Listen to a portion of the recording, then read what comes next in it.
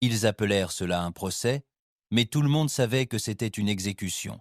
Le commandant Marcus Hale se tenait enchaîné devant l'imposante assemblée du Conseil galactique. Au-dessus de lui, des dizaines d'espèces observaient depuis leur siège doré, à plumes, à écailles, gélatineuses, toutes unies dans leur mépris pour la seule espèce qui refusait de s'agenouiller. Humanité.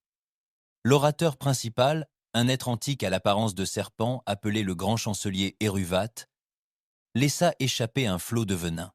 Par décret de ce conseil, l'humanité est exilée au-delà des secteurs réglementés. Vos mondes sont confisqués, vos flottes dissoutes. Quiconque s'y opposera sera chassé comme vermine. La foule rugit d'approbation. Marcus ne broncha pas. Son corps était douloureux après des semaines passées dans une prison du Conseil, mais sa voix restait d'une voix de fer. Vous nous craignez parce que nous refusons de nous soumettre. Vous nous craignez parce que nous nous adaptons. Aujourd'hui, vous nous renvoyez. Demain, vous implorerez votre pitié. Une vague de sifflements indignés s'ensuivit. Aucune pitié ne serait accordée aux singes insolents de Sol. Les gardes le traînèrent hors de la chambre, mais malgré les railleries, Marcus vit quelque chose sur les visages de son équipage. La rage, le feu. Il ne mourrait pas en exil. Il se relèverait. La sentence fut rapide. 28 vaisseaux coloniaux, leurs moteurs de saut verrouillés aux confins de l'espace connu. Pas d'armes, pas de soutien, pas de retour en arrière. La logique du Conseil était simple. La famine, un conflit interne ou des prédateurs extraterrestres anéantiraient l'humanité de la scène galactique. Mais ils avaient sous-estimé une chose. Le désespoir humain engendre l'ingéniosité et la trahison humaine engendre la vengeance. Les mois qui suivirent furent brutaux. Les confins de l'espace étaient un désert, étoiles mortes, systèmes instables, dangers inexplorés. Les vaisseaux coloniaux dérivaient à travers des tempêtes de radiation, traqués par des bandes de pirates et des seigneurs de guerre extraterrestres désireux d'anéantir les derniers survivants de l'humanité. Marcus prit le commandement là où le leadership vacillait. À bord du vaisseau amiral Iron Requiem, il réunit les capitaines survivants sous un même code. S'adapter, conquérir, s'étendre. Il n'y avait pas d'autre choix. La civilisation ne survivrait pas en se cachant. Ils dépouillèrent des stations abandonnées pour y puiser de la technologie, réorganisèrent des moteurs extraterrestres et modifièrent des armes en secret. Sur des lunes brisées et des mondes toxiques, ils bâtirent des forteresses, cachées, silencieuses, grandissant dans l'obscurité. Ce fut un travail lent et impitoyable. Nombreux furent ceux qui moururent. Nombreux furent ceux qui se demandèrent si l'exil n'était pas, après tout, une forme de miséricorde. Mais Marcus les propulsa vers l'avant avec une vision singulière, un empire inimaginable, forgé non pas dans les salles du Conseil, mais dans le creuset impitoyable des confins. Une décennie passa. La galaxie les oublia. Le Conseil croyait que les humains avaient disparu, une autre espèce déchue, jetée aux oubliettes. Puis le premier signe apparut. Une flotte pirate, qui harcelait les mondes frontaliers depuis des années, fut retrouvée complètement détruite. Les navires avaient été démantelés avec des armes qu'aucune faction connue ne possédait. Des rumeurs commencèrent à se répandre dans les marchés clandestins et les repères de mercenaires. Une nouvelle force émergeait au-delà des secteurs cartographiés.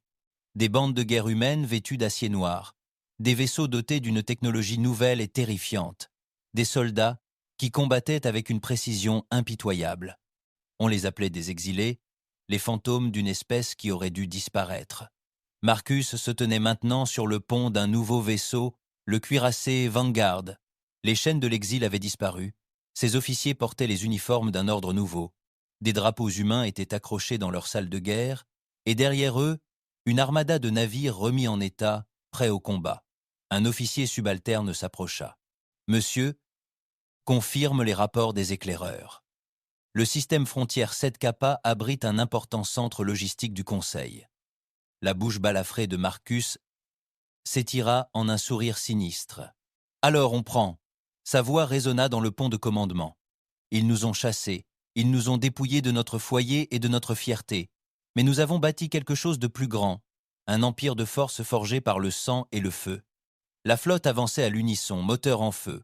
Le Conseil allait bientôt apprendre que l'humanité n'oublie pas. L'humanité ne pardonne pas. L'humanité s'élève. Le saut dans le système 7K s'est déroulé sans accroc, sans être détecté. Marcus se tenait à la table de commandement de l'avant-garde, les yeux rivés sur l'affichage tactique grandissant. La plateforme logistique du Conseil tournait en orbite autour d'une pale géante gazeuse, vaste installation de flèches de chargement, de plateformes de raffinage et de baies blindées. Des dizaines de transports civils et militaires du Conseil allaient et venaient sous la protection d'une flotte symbolique. Une poignée de vieux destroyers et de satellites de défense automatisés. Pathétique, marmonna le commandant Blake, second de Marcus, un vétéran aux larges épaules des guerres marginales. Ils pensent encore que nous nous cachons dans des grottes. Ils ne le croiront pas longtemps, répondit froidement Marcus. Pendant 10 ans, ils avaient saigné et souffert dans le vide, fouillant, construisant, évoluant. Leurs vaisseaux n'arboraient plus les conceptions maladroites de l'époque du Conseil. Chaque vaisseau de la flotte était équipé de canons à rail, de lanceurs de plasma, de blindages furtifs, fusion de l'ingéniosité humaine et des meilleures technologies extraterrestres volées ou réutilisées. Et maintenant, ils étaient prêts à frapper. Le plan de bataille était d'une simplicité brutale. Première vague. Des frégates furtives pour désactiver les relais de communication. Aucun message ne pouvait s'échapper du système. Deuxième vague. Des croiseurs lourds et des vaisseaux d'assaut pour percer les défenses extérieures et aborder la station. Troisième vague. L'avant-garde et son escorte martèlent l'enclume, portant le coup de grâce. Marcus donna l'ordre. La flotte s'élança en silence, ses coques noires miroitant sur les étoiles. Les premières explosions survinrent quelques minutes plus tard. Sur l'écran tactique, les tours de communication explosèrent en une explosion de plasma, laissant la station sourde et aveugle. La panique s'empara des défenseurs du Conseil. Sans donner de ciblage coordonné, leurs satellites tirèrent sans discontinuer. 2 frégates humaines reçurent des coups obliques, mais poursuivirent leur route, lançant des essaims de drones leurres. Phase 2, ordonna Marcus. Blake sourit et frappa du poing le compad. À tous les vaisseaux, libérez les loups. Les vaisseaux d'assaut rompirent leur formation, plongeant à travers les brèches des défenses confuses. Les balles des canons électriques s'abattaient sur les destroyers vieillissants, les paralysant en quelques secondes. Les vaisseaux d'abordage s'accrochaient aux sas des stations comme des insectes prédateurs, les transperçant avec leurs torches à plasma. Le Conseil était devenu engraissé et paresseux. Ses gardes n'étaient pas prêts à affronter la cruauté des équipes d'assaut humaines, vétérans de guerres frontalières féroces, où l'hésitation était synonyme de mort. Marcus observa la scène sans la moindre expression. Il les avait entraînés pour ça. Il les avait construits pour ça. À l'intérieur de la station, c'était le carnage. Des soldats du Conseil, vêtus d'armures de cérémonie étincelantes, tombaient sous les coups d'escouade d'humains sinistres, marqués par les combats, armés de fusils à bobines compactes et de boucliers. Ils se déplaçaient en groupes coordonnés, dégageant les couloirs, posant des charges, prenant le contrôle de secteurs vitaux à une vitesse terrifiante. Secteurs à une vitesse terrifiante.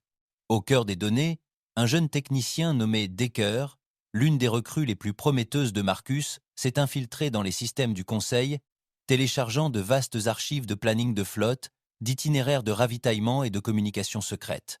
Monsieur, a-t-il communiqué par radio avant-garde? La voix nouée d'excitation. Ils ont des informations prioritaires ici, des directives classifiées, quelque chose d'important. On dirait un ordre de mobilisation du Conseil. Marcus plissa les yeux. Bien reçu. Sécurisez tout. On ne laisse aucune trace. Déjà, des ingénieurs humains préparaient le réacteur de la station pour une détonation contrôlée. Le message était clair. Les exilés n'étaient pas là pour conquérir. Ils étaient là pour démanteler. 1 heure plus tard, l'opération était terminée. La flotte se regroupa au-delà de l'ombre de la planète, suivant les cargos et les salles de données capturées.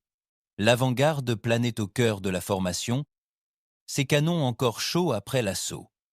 Marcus, seul dans ses quartiers, examinait les informations volées. Blake entra, casque sous le bras, le visage maculé de suie et de sang. « Vous devriez voir les vidéos arriver, commandant. Le Conseil ne pourra pas étouffer l'affaire. Ils essaieront, dit Marcus d'un ton neutre. Il désigna l'écran. Mais ils arrivent trop tard. Regardez, les yeux de Blake s'écarquillèrent en lisant. L'ordre de mobilisation n'était pas de routine. C'était un plan de frappe préventive. Le Conseil se préparait à une campagne massive, mais pas contre les exilés. Contre la Terre. Marcus en fut frappé comme un coup de poing au ventre. La Terre, le berceau qu'ils avaient été contraints d'abandonner, le foyer qu'on leur avait refusé. Et maintenant, le Conseil comptait bien achever le travail, anéantir jusqu'au dernier vestige de l'humanité qui subsistait dans l'espace officiel. « Ils nous craignent toujours », dit Blake avec amertume, « même après nous avoir chassés. » Blake dit amèrement, « Même après qu'ils nous aient chassés. » Marcus serra les dents. « Pas de peur, mais de l'arrogance. Ils pensent que nous resterons dans l'ombre pendant qu'ils brûleront ce qui reste de notre peuple. » Blake se pencha en avant. « Quel est le plan, monsieur ?» Marcus n'hésita pas. « Nous les frappons les premiers, fort. Nous leur montrons le prix de la trahison. » Quelques heures plus tard, le haut commandement en exil se réunissait à bord de l'Avant-Garde. La salle vibrait de tension. Capitaines de flotte, seigneurs de guerre des confins, vétérans de colonies dévastées, tous devaient leur survie et leur nouveau pouvoir à la vision de Marcus. Ils se tenaient au bout de la table, le regard fixe. « Le Conseil se déplace contre la terre », annonça-t-il. Le grognement qui suivit fut féroce. Ces hommes et ces femmes avaient encore des liens familiaux et sanguins avec ce monde bleu lointain. Ils nous croient dispersés, faibles, mais nous avons bâti quelque chose de bien plus grand qu'ils ne l'auraient jamais imaginé. Une carte du ciel s'anima, révélant un réseau de bastions d'exil cachés, de flottes au pavillon noir et de groupes de mercenaires alliés. Des dizaines de nouveaux chantiers navals produisirent des navires à la conception avant-gardiste. Des équipes d'attaque humaine d'élite formées à l'abordage en apesanteur et à la guerre électronique. Les marchés noirs canalisent désormais les ressources et les renseignements des profondeurs de l'espace du Conseil. Ce que nous avons construit, continua Marcus d'une voix froide comme l'acier, est un empire qui ne répond à aucun conseil, à aucune loi étrangère, seulement à notre survie et à notre vengeance. Une acclamation sombre s'éleva. La phase suivante commença en secret. Sous les ordres de Marcus, des agents infiltrèrent les centres commerciaux du Conseil, semant de faux renseignements et semant le chaos le long des principales voies d'approvisionnement. Des bandes de pirates autrefois hostiles aux humains arboraient désormais les couleurs de l'exil, attirés par les promesses de butin et de technologies avancées. Les flottes d'exil se multiplièrent, alimentées par les ressources capturées et une efficacité brutale. La nouvelle commença à se répandre dans les secteurs reculés. Un nouvel empire humain s'élevait dans le néant, impitoyable, adaptable et impitoyable. Marcus savait que le Conseil réagirait rapidement. Les lâches bureaucrates enverraient leurs flottes, leurs hommes de main. Bien. C'était exactement ce qu'il voulait. Dans une pièce obscure à bord de l'Avant-Garde, Marcus se tenait devant un mur commémoratif, les noms gravés dans le métal brut, ceux de ceux qui avaient péri pendant l'exil, les amis, la famille, les soldats morts en bâtissant ce nouvel ordre. Il tendit la main, effleurant la surface froide de ses doigts. « Il pensait pouvoir nous briser », dit-il doucement. Il pensait que l'exil était une condamnation à mort.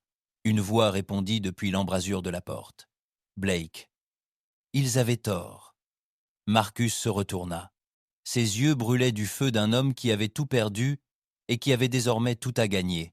« Nous ne sommes plus des exilés, » dit-il. « Nous sommes les empereurs du vide. » La première flotte du Conseil arriva dans le système Theta 9 3 semaines après la chute de Sept Kappa. Ce fut une démonstration de force. 25 vaisseaux de guerre arborant les bannières bleues et argent du Conseil, menés par le cuirassé Judicator, la fureur du néant. Leur objectif était simple.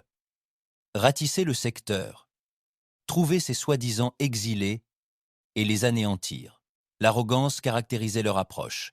Le Conseil n'avait pas mené de véritable guerre depuis des décennies. Ils étaient habitués à écraser des races clientes rebelles et non à affronter une flotte humaine issue des recoins les plus dangereux du néant. Marcus Hale observait leur progression depuis le pont de commandement du Vanguard, au cœur d'une ceinture d'astéroïdes à 2 systèmes de là. Ils se déplacent exactement comme prévu, dit Blake avec un sourire narquois. Formation ouverte, trop dépendant du ciblage à longue portée. Ils s'attendent à des pirates, pas à nous. Marcus hocha la tête. Alors, faisons-leur une présentation digne de ce nom. Le Vanguard dirigeait un groupe d'attaque de 15 navires de guerre lourds, appuyés par des escadrilles de corvettes d'attaque rapide et de frégates furtives. Chaque vaisseau était recouvert d'un blindage adaptatif de nouvelle génération, conçu pour se fondre dans l'espace profond et brouiller les capteurs ennemis. Il se déplaçait dans l'obscurité telle une meute de prédateurs. L'étoile principale de Tétaneuf était une étoile rouge gonflée, dont la gravité instable était jonchée de champs de débris et de plateformes minières abandonnées, une couverture parfaite pour les exilés. Marcus avait soigneusement choisi ce terrain. Alors que la flotte du Conseil pénétrait dans le système intérieur, le piège se referma. Tout commença par un chaos électronique. Sans prévenir, les communications du Conseil furent inondées de faux signaux et d'échos de capteurs. Leurs ordinateurs de ciblage se brouillèrent, détectant des flottes et des missiles fantômes. Quelques instants plus tard, la véritable attaque éclata. Une vague de corvettes exilées surgit du champ de débris, se déplaçant selon des vecteurs impossibles. Des obus de canons électriques à haute vélocité transpercèrent les secteurs non protégés de l'écran extérieur du Conseil. 3 frégates se désintégrèrent dans la première salve. Les capitaines du Conseil hurlèrent des ordres, tentant de se regrouper. Mais les vaisseaux exilés refusèrent de combattre selon les anciennes règles. Ils se faufilèrent à travers la flotte, frappant sous des angles inattendus, disparaissant avant que les contre-tirs ne puissent les intercepter, puis les gros porteurs arrivèrent. Le Vanguard et ses vaisseaux jumeaux, l'Iron Requiem et le Black Lance, jaillirent de l'hyperespace à moins de 50 km de la ligne centrale du Conseil, à bout portant. La voix de Marcus résonna sur le pont, toute batterie, tire à volonté. Une salve brutale de lances à plasma et d'obus hyperkinétiques s'abattit sur la fureur du Judicator. Ses boucliers avant cédèrent sous l'assaut. Des explosions secondaires se répercutèrent le long de sa colonne vertébrale. Dans le chaos, des capsules d'embarquement pour exilés furent lancées, se fixant aux croiseurs du Conseil et déversant des marines humains en armure. Dans des couloirs étroits, le combat se déroulait au corps à corps. Lames, fusils à pompe, brutalité brute. Les officiers du Conseil, formés pour le commandement cérémoniel, n'étaient pas de taille. Sur le pont de l'avant-garde, Marcus observait la situation avec une précision clinique. « État des lieux ?» demanda-t-il. Blake esquissa un sourire féroce. La flotte du Conseil battait en retraite. 3 chars lourds abattus, un autre estropié. Nous faisons des prisonniers, état-major. Les cuirassés évacuent l'atmosphère. Ils ne s'en remettront pas. Marcus autorisa un léger hochement de tête. Diffusé sur toutes les fréquences, je veux que chaque secteur entende ceci. À travers le système, un message glaçant résonna dans une tonalité froide et parfaite. Au Conseil et à ses flottes de chiens de garde, vous nous avez exilés. Vous avez cherché notre extinction. Mais nous sommes revenus. Plus forts, plus intelligents, plus impitoyables. Chaque coup que vous porterez à l'humanité sera réprimé au centuple. Ceci est votre seul avertissement. La voix, celle de Marcus, se propagerait bien au-delà de Tétaneuf, véhiculée par les relais pirates et les communications du marché noir. L'onde de choc politique fut immédiate. En quelques jours, le haut commandement du Conseil convoqua une session d'urgence. Des images du massacre de Tétaneuf furent diffusées dans les secteurs neutres. Les chaînes d'information de toute la galaxie bourdonnaient d'histoires d'un empire de seigneurs de guerre humains s'élevant au-delà des frontières. Les routes commerciales traversant les secteurs adjacents furent paralysées. Les corporations alliées au Conseil retirèrent leurs actifs des stations frontalières. Les compagnies de mercenaires se couvrirent, certaines approchant même des agents exilés pour leur proposer une alliance. Marcus lut les rapports en silence à bord du Vanguard, Blake faisant les 100 pas à proximité. « Ils ont peur maintenant, » dit Blake. Enfin, l'expression de Marcus resta sombre. Pas assez. Pas encore. La phase suivante exigeait un coup plus important. Un coup qui ébranlerait l'arrogance du Conseil. C'est alors que Decker, le jeune officier technique qui avait brisé les 7 cœurs de données Kappa, apporta une découverte à Marcus. « Monsieur !» dit Decker à bout de souffle en posant un bloc de données sécurisé sur la table de commandement. « Nous avons trouvé ceci dans la dernière salle de données de Tétaneuf. » Marcus l'a examiné et ses yeux se sont plissés. C'était un manifeste d'inventaire provenant d'un coffre-fort du Conseil dans l'espace lointain, l'un des nombreux sites secrets utilisés pour le stockage de technologies interdites. Des armes trop dangereuses pour un déploiement officiel, des moteurs expérimentaux, des constructions d'IA interdites par la loi du Conseil. Et le coffre n'était pas loin, enfoui dans le nuage d'Ouor d'un système mineur, pourtant à peine défendu, secret. C'était une opportunité que Marcus ne pouvait ignorer. Le plan était audacieux. Imprudent, diraient certains. Attaquer un site secret du Conseil au cœur d'un espace réglementé, voler leurs armes les mieux gardées, et s'échapper avant que le Conseil ne puisse réagir. Mais Marcus aimait le risque. En une semaine, une force opérationnelle fut constituée. Des vaisseaux rapides, des équipages d'élite, des marines triées sur le volet. Avant le départ, Marcus s'adressa à eux lui-même. « Ils nous ont envoyés mourir dans le vide, commença-t-il d'une voix dure. Nous avons bâti un empire. Maintenant, nous prenons ce qu'ils craignent le plus. Leur propre pouvoir s'est retourné contre eux. » Son regard parcourut la pièce. « Nous ne combattons pas pour l'honneur. Nous ne combattons pas pour la paix. Nous combattons pour la survie et pour le droit de ne plus jamais s'agenouiller. » L'assaut sur l'abri Sigmatrize fut rapide et brutal.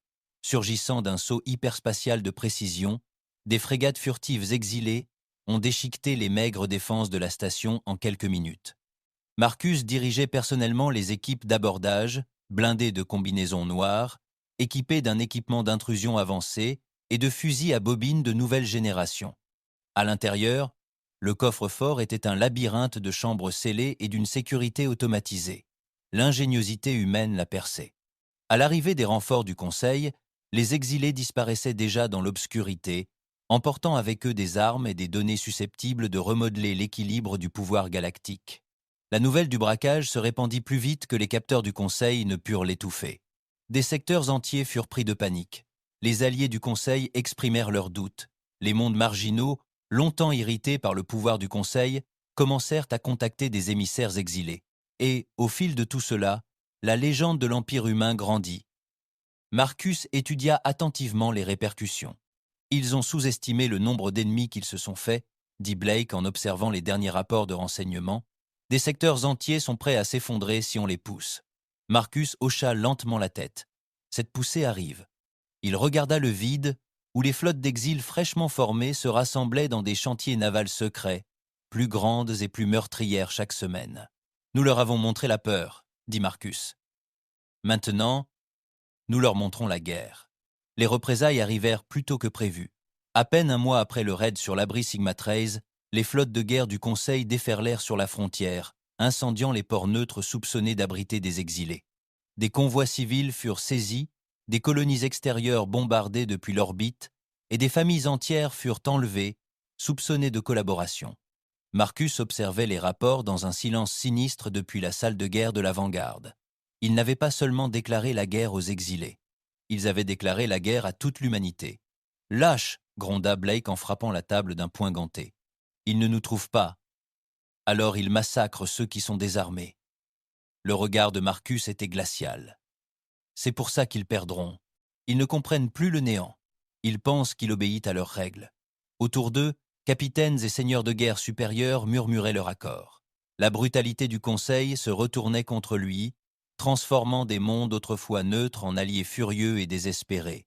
Des cellules de résistance surgissaient dans l'espace du Conseil, sollicitant l'aide du réseau d'exilés. Marcus se pencha en avant, la voix basse mais assurée. Il est temps d'arrêter de réagir, de les forcer à se défendre. Blake eut un sourire carnassier. « Tu as une cible ?» Marcus appuya sur la carte des étoiles. Station Élysée. La salle se figea. La station Élysée n'était pas une simple installation du Conseil. C'était un symbole, un immense habitat orbital et un carrefour commercial au cœur du sec 12 euros, épargné par la guerre depuis des générations. Un lieu où les élites du Conseil buvaient, dînaient sous des dômes de verre terrestres importés, prétendant que la galaxie leur appartenait toujours. Ses défenses étaient redoutables. Sa valeur politique était inestimable. Une frappe là, bas ne porterait pas seulement préjudice au Conseil sur le plan militaire. Elle l'humilierait. Le plan était audacieux, le genre d'opération que seul Marcus aurait osé.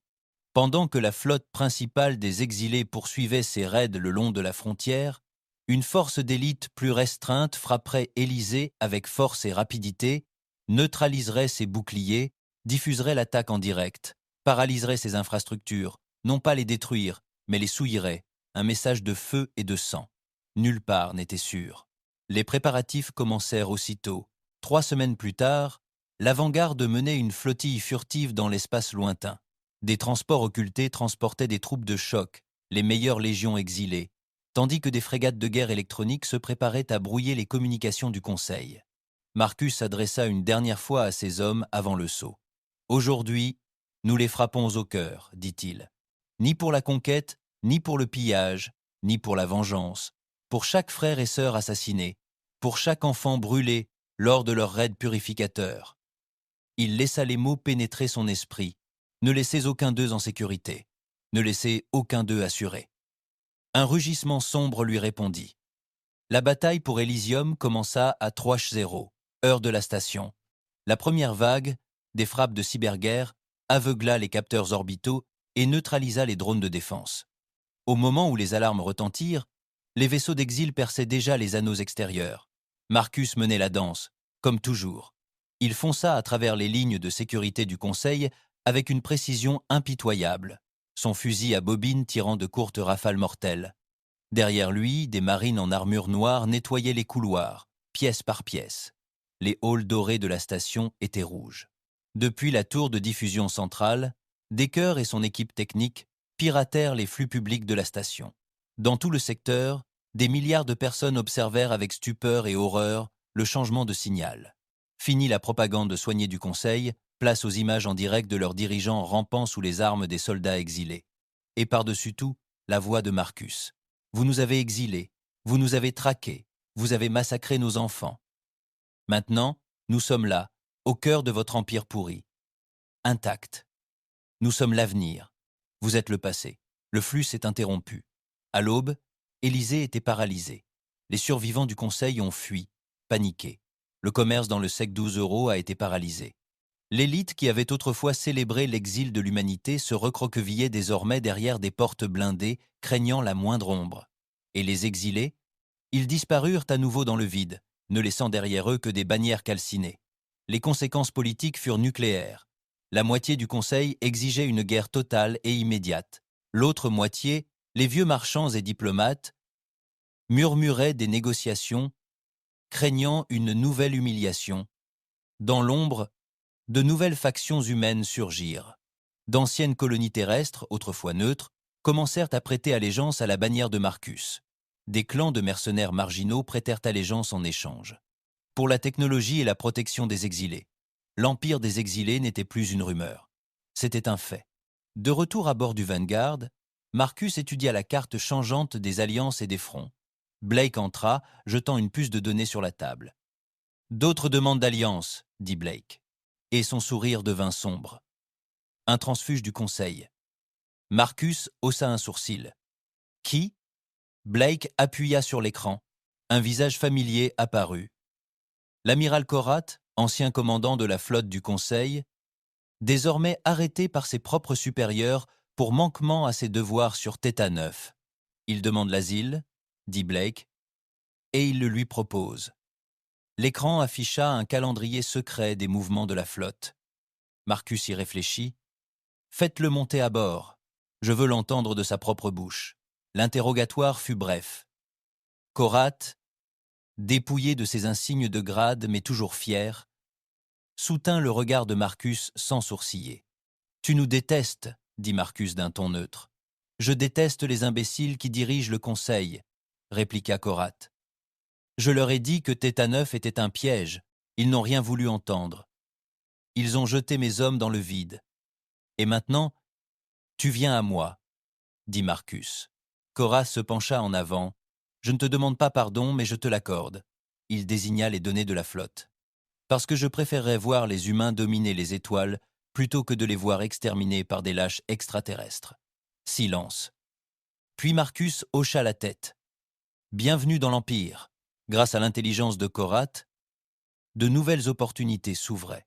Un chantier naval vulnérable ici, un convoi isolé là, des points faibles dans les secteurs clés du Conseil, supposément impénétrables. Marcus agissait rapidement. Au cours du mois suivant, les exilés frappèrent avec une précision chirurgicale. Un à un, les actifs cruciaux du Conseil tombèrent, non pas sous le coup d'invasions massives, mais de raids coordonnés et de subversions.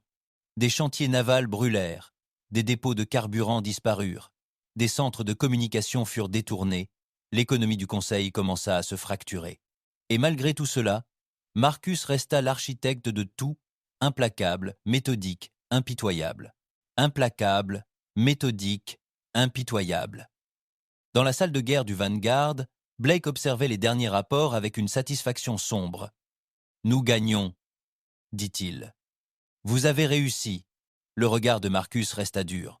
« Pas encore. » Blake fronça les sourcils. « Que voulez-vous dire ?» Marcus zooma sur la carte pour afficher un secteur rouge clignotant. Sol. Terre. Le Conseil n'a pas oublié la Terre, dit Marcus. Il prépare encore une purge finale. Une fois lancés, ils briseront l'humanité à jamais ou perdront tout. Il se retourna, les yeux brûlants. Nous frappons avant eux. Le silence retomba dans la salle. Tout le monde savait ce que cela signifiait. Une flotte de guerre entièrement exilée, un fait qu'il n'avait jamais révélé ouvertement, mobilisée dans un seul but, libérer la Terre ou mourir en essayant. La flotte se rassembla dans l'ombre d'une étoile mourante. Le secteur Gix-Dix 9, un cimetière inexploré de colonies ratées et de coques noircies. Pour le Conseil, un vide qu'il valait mieux éviter. Pour les exilés, le terrain de jeu idéal. 1 millier de navires étaient rassemblés. D'élégants destroyers noirs, des cuirassés modernisés, des frégates furtives aux coques d'inspiration extraterrestre, des transporteurs de marchandises transformés en forges mobiles, produisant des tonnes de drones et de munitions. Et au cœur de tout cela, le Vanguard, non plus un simple vaisseau amiral, mais le trône d'un empire né de l'exil. Marcus Hale se tenait seul sur la plateforme d'observation, contemplant l'armada grandissante. Les pâles se tenaient seuls sur la plateforme d'observation, contemplant l'armada grandissante. En 10 ans, ils avaient rampé hors des abîmes de l'espace galactique. Ils se préparaient maintenant à frapper au cœur de leur traître, la Terre elle-même. Le Conseil estimait l'ancienne planète vulnérable, politiquement isolée et ses défenses obsolètes. Il avait même commencé à déployer des flottes de nettoyage en position de repos. Des flottes qui réduiraient en cendres le dernier bastion humain. Marcus comptait les affronter en premier. Blake le rejoignit, ses bottes à gantelets résonnant sur le pont d'acier. « Ils sont prêts », dit Blake. Sa voix exprimait une révérence sombre. « Tous les navires que nous pourrions amener, tous les capitaines qui se souviennent encore de la raison de notre combat. » Marcus hocha la tête. « Bien. » Blake hésita, puis ajouta « Nous subirons des pertes. » Le regard de Marcus était froid. « Nous le faisons toujours. » Un moment de silence s'écoula, puis Marcus se retourna. Que le conseil de guerre s'installe. La salle de guerre vibrait de tension. Des hommes et des femmes aguerris étaient assis autour de la table tactique. Capitaines de flotte, commandants d'opérations secrètes, experts en logistique, Decker se tenait parmi eux, les cicatrices sur son jeune visage, hérité d'Élysée, le regard brûlant d'une détermination. Même l'amiral Korat était présent, vêtu de noir, non plus membre du conseil, mais exilé. Marcus prit la parole le premier. Le conseil se dirige vers la Terre. Leurs flottes se rassemblent dans le sectuit Euro-Beta. Leurs transports sont prêts pour le nettoyage orbital. Sa voix s'aiguisa. Pour le nettoyage orbital. Sa voix s'aiguisa. S'ils réussissent, l'humanité sera brisée à jamais. Il actionna l'écran. La carte se décala, montrant une toile d'araignée de voies de saut et de garnison du Conseil. Mais il croit que nous n'attaquerons pas ouvertement. Il croit que nous craignons le nombre de soldats déployés contre nous. Il regarda autour de la table. Ils ont tort. Le plan était ambitieux, aussi téméraire que l'avait été leur plus grande victoire. Tandis que de faux renseignements trompaient le Conseil et le poussaient à lancer des attaques le long de la frontière, la flotte principale des exilés franchirait le point le plus faible du réseau de sauts intérieurs, une route chaotique connue sous le nom de corridor de Sang, jonchée d'anomalies gravitationnelles.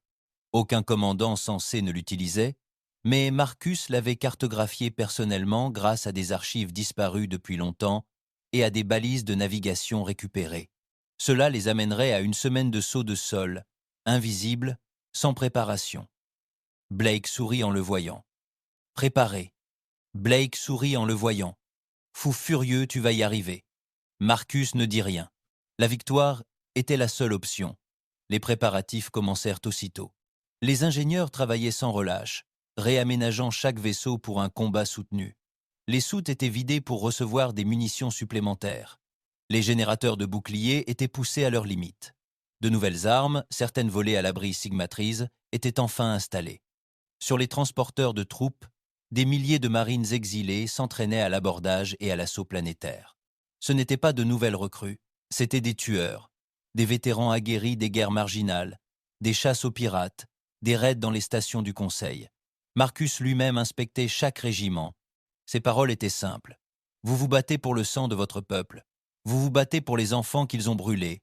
Vous vous battez pour nous faire une place dans les étoiles. Ni pitié, ni reddition. Les rugissements qui répondaient faisaient trembler les ponts, mais toutes les nouvelles n'étaient pas bonnes. Un soir, Decker apporta un rapport inquiétant. « Monsieur, dit-il, le regard sombre, nous avons détecté des transmissions cryptées du Conseil provenant de notre flotte. » Le visage de Marcus s'assombrit.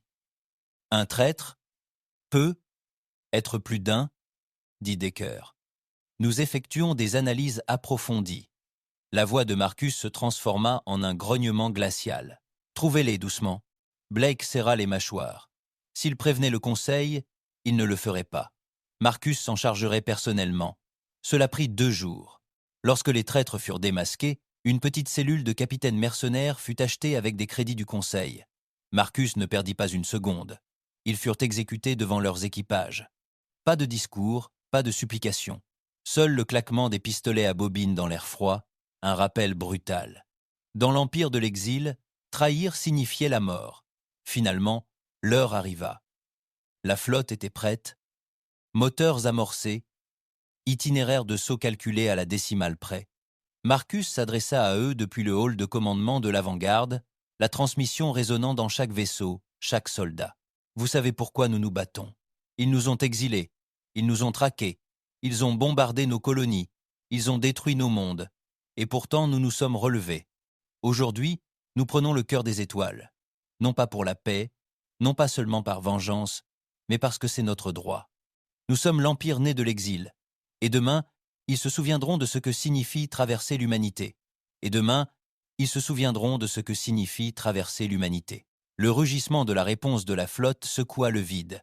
Le saut dans le couloir de sang fut violent.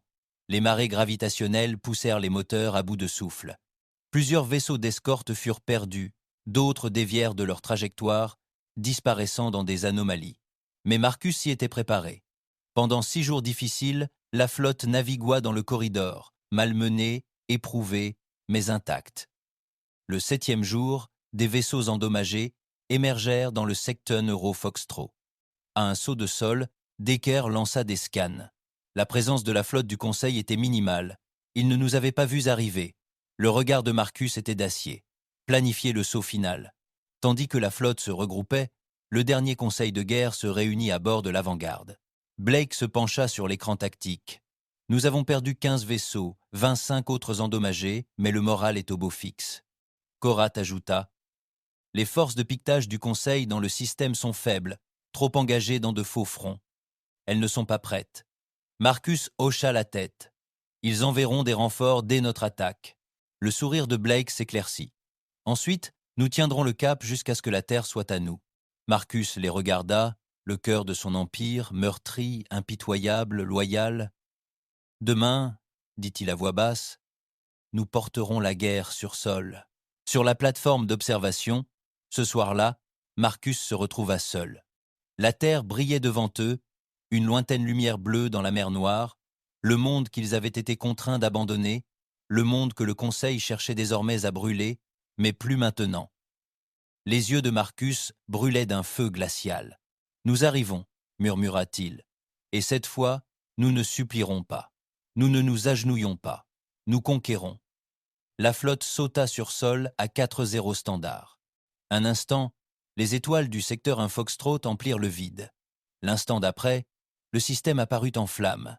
La Terre, dévastée mais fière, se tenait devant eux enveloppée dans son fragile filet protecteur.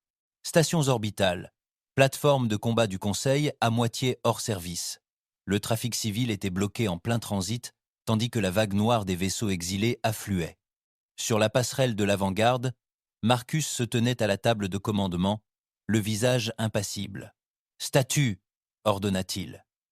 La voix de Decker était tendue. Défense organisée minimale, patrouille extérieure déployée, flotte principale du Conseil toujours en transit. Nous avons le nôtre. Blake sourit sauvagement. Alors donnons-leur quelque chose à trouver à leur arrivée. La flotte s'élança. Des escadrilles d'attaque se déployèrent vers des plateformes orbitales clés, centres de communication du Conseil, batteries anti-orbitales, réseaux de surveillance. Marcus donna le premier ordre de destruction. Fermez leurs yeux. Des salves de canons électriques illuminaient le vide. Les avant-postes du premier Conseil s'effondrèrent sous un feu aveuglant, leurs équipages parvenant à peine à gérer les appels de détresse avant que la marée noire ne les consume. En moins d'une heure, la moitié du réseau de défense orbitale n'était plus que décombres. Sur Terre, en contrebas, les communications civiles explosèrent de panique. Une flotte inconnue entrait en orbite. Des vaisseaux humains, des bannières d'exilés. Ça, c'est impossible. Dans les bunkers du commandement du Conseil, au cœur de l'archéologie de Genève, le chaos régnait. Le haut consul Terran hurla dans le filet tactique. Où sont les renforts de la flotte? En route, haute consul, balbutia un assistant. Il pensait que l'attaque principale se déroulait dans le sectuy Euro. Ils sont arrivés ici, bande d'imbéciles. Ici. Mais il était trop tard. La flotte exilée était en orbite haute. Ils avaient pris l'initiative. Et pire encore, la résistance des civils humains montait. Sur les anciens territoires de la Terre, des groupes rebelles s'activèrent, enhardis par l'annonce de l'exil. La voix de Marcus résonna sur toutes les chaînes. À l'attention du peuple de la Terre, levez-vous, combattez. Nous sommes là et nous ne pardonnons pas. Blake se pencha sur la table de l'avant-garde, étudiant les derniers flux de renseignements.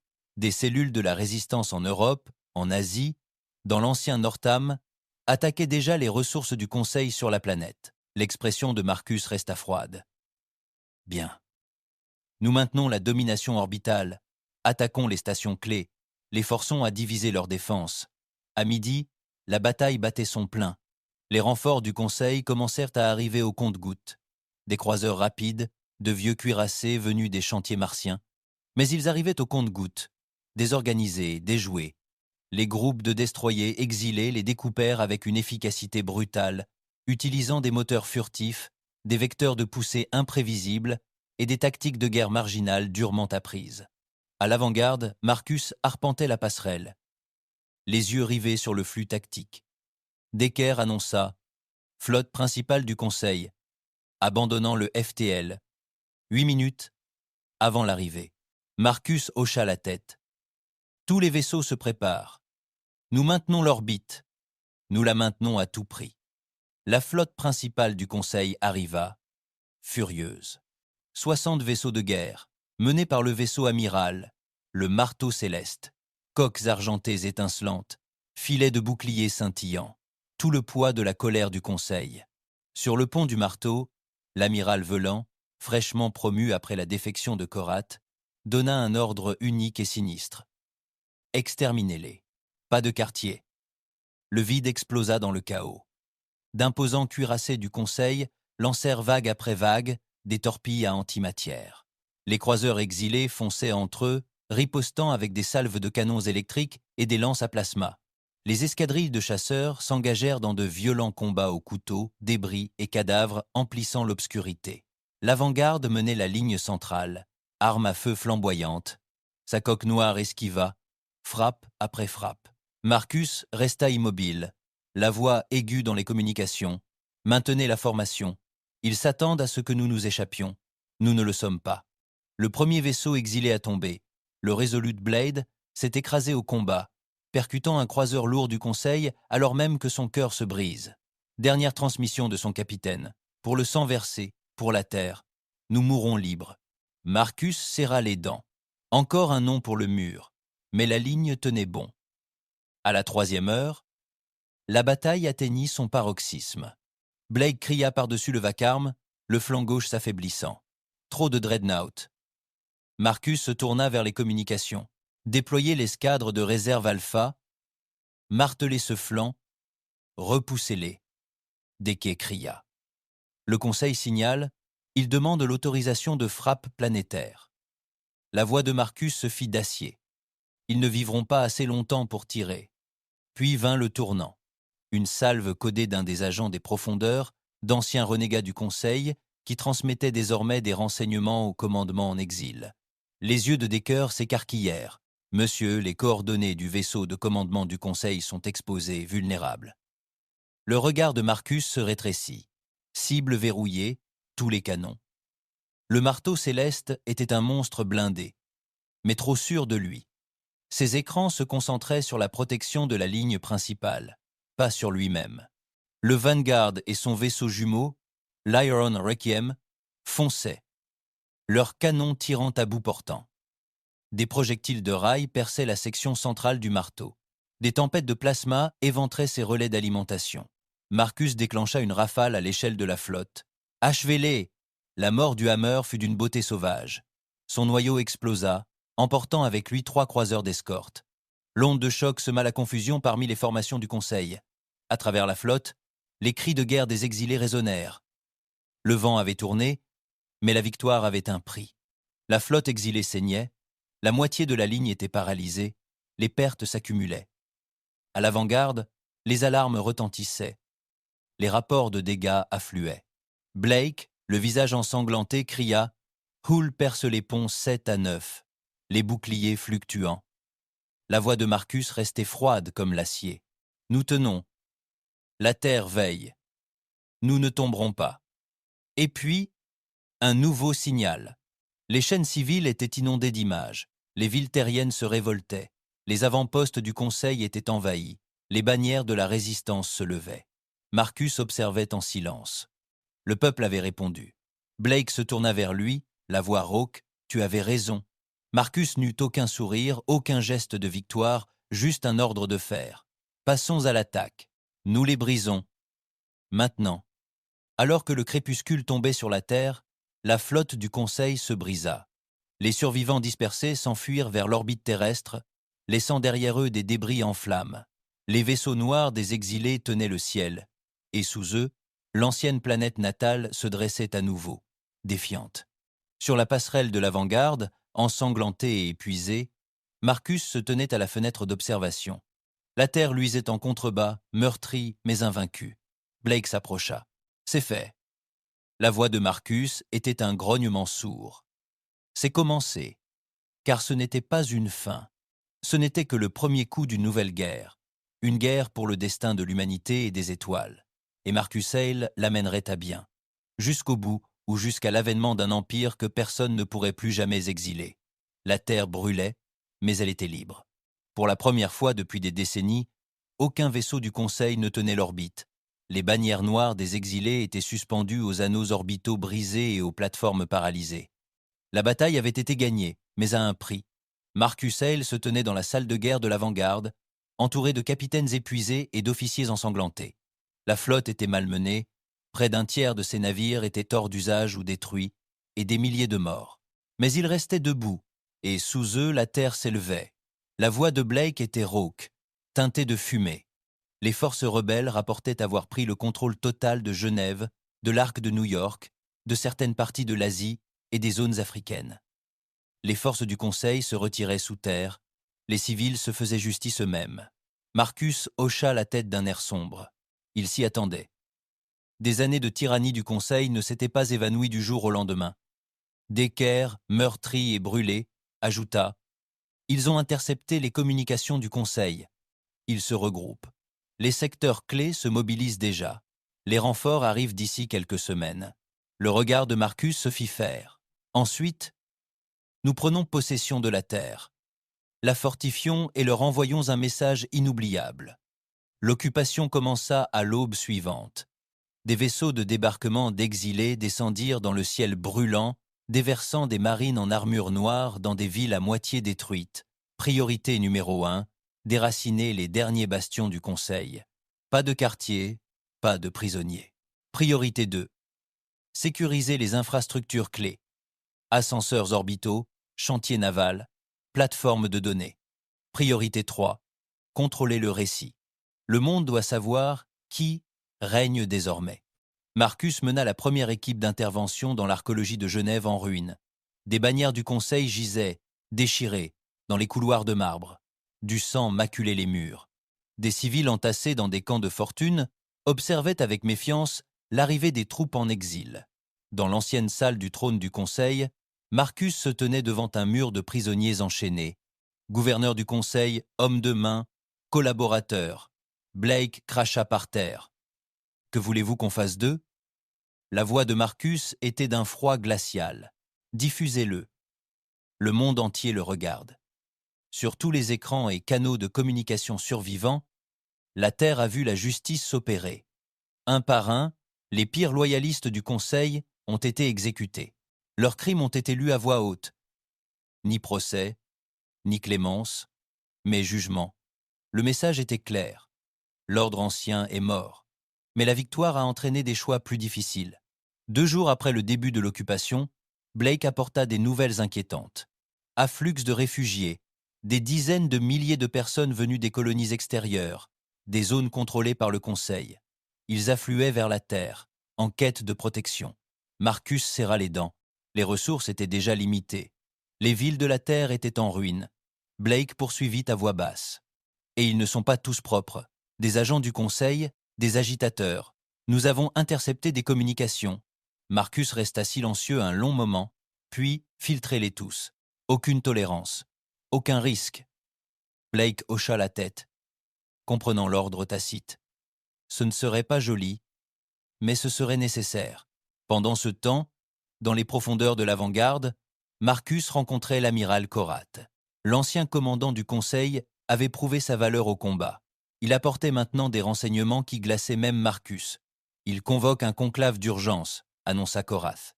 Tous les secteurs clés, en état de guerre d'urgence, ils apporteront tout. Super Dreadnought, flotte de siège, les armes ancestrales. Le regard de Marcus était glacial. Combien de temps ? Korath n'hésita pas. Des semaines, pas plus de 2 cycles, grommela Blake. Ces salauds n'abandonneront pas, n'est-ce pas ? Marcus parla doucement. Nous non plus. Les préparatifs commencèrent aussitôt. Les chantiers navals du Vanguard travaillèrent sans relâche, remettant en état les vaisseaux endommagés. Les plateformes orbitales furent transformées en forteresses blindées. Des réseaux de boucliers planétaires, vestiges à moitié oubliés d'anciennes guerres, furent exhumés et restaurés. Et à la surface, les légions exilées, des tueurs entraînés et endurcis, non plus les traqués, mais les défenseurs de la Terre. Mais toutes les menaces ne venaient pas d'au-delà. Le 6e jour, Decker fit irruption dans la chambre de Marcus. Le 6e jour, Decker fit irruption dans la chambre de Marcus. Monsieur, infiltration du Conseil. Cellule profonde. Il cible les chefs rebelles, répandent de fausses informations et tente de nous diviser. La voix de Marcus devint dure. À quel point ? Decker hésita. Trop profond. Certains dans nos propres rangs. Un homme plus froid aurait pu être hésité. Marcus dit simplement « Purge-les jusqu'au dernier ». La suite fut impitoyable. Des dizaines d'agents suspects extirpés de leur cachette. Interrogatoires, exécutions, des factions entières au sein de la direction rebelle disparurent, ceux qui hésitaient à embrasser pleinement la bannière de l'exil. Certains parlèrent de tyrannie, d'autres murmurèrent que Marcus deviendrait ce qu'il combattait. Mais personne n'osa s'opposer à lui. L'empire né de l'exil ne s'affaiblirait pas de l'intérieur. La 10e nuit, alors que les tempêtes faisaient rage sur le monde meurtri, Marcus se tenait seul au sommet de la flèche d'observation de l'avant-garde. Blake s'approcha, l'âme sombrement satisfait. Nous sommes aussi près que possible. Les yeux de Marcus ne quittèrent pas les étoiles. Ils viendront. Avec tout. Blake hocha la tête. Et nous leur ferons vivre un enfer. Un silence. Puis Blake posa la question que d'autres avaient commencé à murmurer. Et quand nous aurons gagné ? Et alors ? Pendant un long moment, Marcus ne dit rien. Puis, d'une voix de pierre. Et nous en finirons. Nous réduirons le Conseil en cendres. Pas de paix. Pas de compromis. Pas de retour aux anciennes coutumes. Un empire né de la trahison, forgé dans le sang, allait revendiquer sa place parmi les étoiles. Et cette fois, personne ne les exilerait à nouveau. Le ciel au-dessus de la terre s'assombrit. Des capteurs longue portée lancèrent des avertissements à tous les vaisseaux exilés. Le vide ondulait. Des distorsions gravimétriques éclatèrent. La superflotte du Conseil était arrivée. Marcus Hale se tenait à la table de commandement de l'avant-garde, le regard glacial rivé sur les données entrantes, la voix de Decker était tendue, il franchissait les voies de saut centrale, force lourde au complet. 120 vaisseaux de guerre, nouveaux super dreadnoughts, des plans inédits, des plateformes de siège, des canons tueurs de planètes. Blake se pencha au-dessus de la table, les poings serrés. Ils apportaient tout. Coras, le visage sombre, ajouta « Et ils brûleront la planète avant de la laisser partir. C'est leur doctrine désormais, la terre brûlée. » Un silence tendu emplit la pièce. Marcus est leur doctrine désormais. La terre brûlée. Un silence tendu emplit la pièce. La voix de Marcus était de pierre. Alors, on les saignera à blanc d'abord. La flotte exilée se prépara à affronter la tempête. Ce qui restait de leurs vaisseaux endommagés formait une ligne défensive déchiquetée au-dessus de la terre, non pas en formation ordonnée de type conseil, mais en groupe d'attaque aguerris, répartis à travers les champs de débris orbitaux et les stations détruites. Les plateformes de tir étaient hérissées de canons à rail et de lances à plasma. Les boucliers planétaires vibraient sous l'effet de la puissance retrouvée, la technologie humaine ancestrale étant désormais poussée à ses limites. Et sous tout cela, sur la surface dévastée de la Terre, des millions de rebelles et de marines exilés attendaient, armes au poing, prêts à l'inévitable. Si l'orbite tombait, ils combattraient dans les ruines. Dans les dernières heures précédant la bataille, Marcus fit le tour de l'avant-garde, marchant parmi les hommes et les femmes qu'il avait suivis depuis son exil jusqu'à ce jour, au bord d'une nouvelle guerre ou de l'extinction totale. Il parlait peu. Sa présence suffisait. Lorsqu'il atteignit le pont d'observation avancé, Blake le rejoignit, le regard noir. « Tu sais ce qui va arriver » Marcus hocha la tête. « On tient bon » hésita Blake. « Et si on n'y arrive pas » On tient bon hésita Blake. « Et si on n'y arrive pas » Les yeux de Marcus brûlèrent de froid. « Alors on les fera payer de leur sang suffisamment pour que leur empire n'oublie jamais. » Les premiers coups de feu retentirent à l'aube. Les plateformes de siège du Conseil ouvrirent le feu depuis l'orbite profonde, lançant frappes cinétiques et obus d'antimatière. Les boucliers terrestres tinrent, à peine, scintillant sous l'assaut. Les escadrilles d'attaque des exilés s'élancèrent à travers le chaos, déchirant les flancs exposés du Conseil. Le vide devint un abattoir, débris et épaves jonchaient le sol noir. Marcus dirigea la bataille avec une précision impitoyable. Repositionnez l'escadre Alpha, attirez-les vers le champ de débris. Ciblez ces plateformes de siège, priorité absolue. Maintenez les boucliers planétaires, renforcez le secteur 4. Sa voix transperça la folie, ferme comme le fer. Les heures s'écoulèrent dans une guerre d'usure brutale. Les cuirassés du Conseil avançaient, déversant leur feu sur les lignes exilées. Les destroyers exilés ripostèrent par des frappes éclairs suicidaires, paralysant les plus gros vaisseaux et semant le chaos. L'avant-garde encaissa coup sur coup, sa coque brûlée et marquée, mais ses canons ne cessèrent jamais. Blake cria par-dessus le vacarme. « On tient », mais il continue d'avancer. S'ils franchissent la ligne intérieure, la voix de Marcus resta froide. Ils ne le feront pas, mais la situation s'inversait. Le Conseil commença à submerger les défenseurs. D'autres cuirassés entrèrent en orbite basse. Le feu de siège s'intensifia. La voix de Decker résonna dans les communications. Grille de bouclier réduite à 40%, plusieurs générateurs hors service. Blake jura. Ils vont bientôt percer. Puis un nouveau signal. Decker cria. Un vaisseau inconnu entre dans le système. Plusieurs signatures. Pas le Conseil. Marcus plissa les yeux. Source. La voix de Decker tremblait de stupeur. Bande de guerre marginale, pirates, flotte libre. Ils répondirent à l'appel. À travers le vide, navires pirates délabrés, pillards marginaux, vieilles bandes de guerre humaine se lancèrent dans la bataille. Répondant aux appels précédents de Marcus à l'aide, non à la loyauté, non à l'honneur, à la vengeance, au sang, au droit de se tailler une place dans les cendres du Conseil. La bataille explosa de nouveau. Les formations du Conseil vacillèrent, leurs flancs s'effondrant sous l'assaut inattendu. Les capitaines exilés rugirent de nouveaux ordres. Les plateformes de tir trouvèrent de nouvelles cibles. Les combattants rebelles affluèrent de la surface de la Terre, frappant les vaisseaux ennemis exposés. Le vent commença à tourner. Mais la victoire était loin d'être acquise. Le commandement du Conseil disposait encore de super-armes de réserve, dont une dernière carte redoutable. La voix de Korat interrompit le signal tactique. Il prépare la lance Terminus, un briseur de planètes. S'il tire, la Terre brûle. Blake jura violemment. Nous n'arrêterons jamais ce monstre à temps. La voix de Marcus était glaciale. Nous y parviendrons. Il se tourna vers Decker. Transmettez-moi tous les vaisseaux, exilés et alliés. Un instant plus tard, sa voix résonna dans la flotte fragmentée. Une cible. La lance Terminus. Toutes les ailes. Convergence. C'est votre heure. Vous étiez des parias, trahis, exilés. Mais maintenant, vous êtes l'épée de l'humanité.